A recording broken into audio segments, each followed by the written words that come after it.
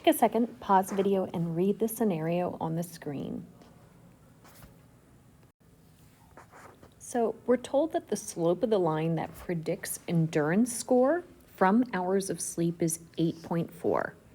So I like to kind of document what I'm given. Slope, we use b in our regression equation. And since it says predicts endurance score, this is going to be my y hat, and hours of sleep is going to be my explanatory variable. So I go to my formula sheet and I write down what I know about slope. It's equal to r times the standard deviation in y over the standard deviation in x. So I'm going to call endurance score ES, and hours of sleep, I'll use SL for sleep. Okay, so I'm going to rewrite this as slope is r times the standard deviation in endurance score over standard deviation of sleep, SL. And I'm going to substitute what I know. I'm told the correlation, which is r, is 0.6. And slope altogether is 8.4. I don't exactly know what the standard deviation of the y divided by the explanatory variable is. But this right here is my given information. What it's asking me to do is to switch my explanatory and response. Now it says predicting hours of sleep.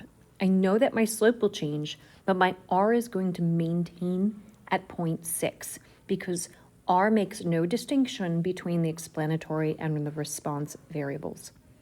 So I'm going to rewrite what I'm looking for. So I'm looking for the slope of this new equation. Well, it's still r times, but this time it's going to be the standard deviation of sleep over the standard deviation of endurance score. So if you observe, the only thing switching is my x and my y, my explanatory and response variable. But I'm going to fill in what I know. So r is still going to be 0.6. And if I go back to my given information, I'm going to solve this for the standard deviation of endurance score over the standard deviation of sleep. And to do that, I would just divide both sides by 0.6.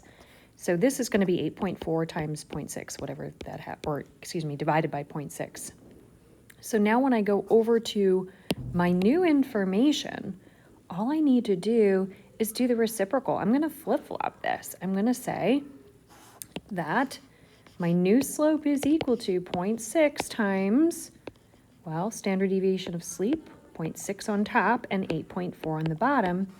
And if I just toss this in my calculator, I get that the slope is 0.043.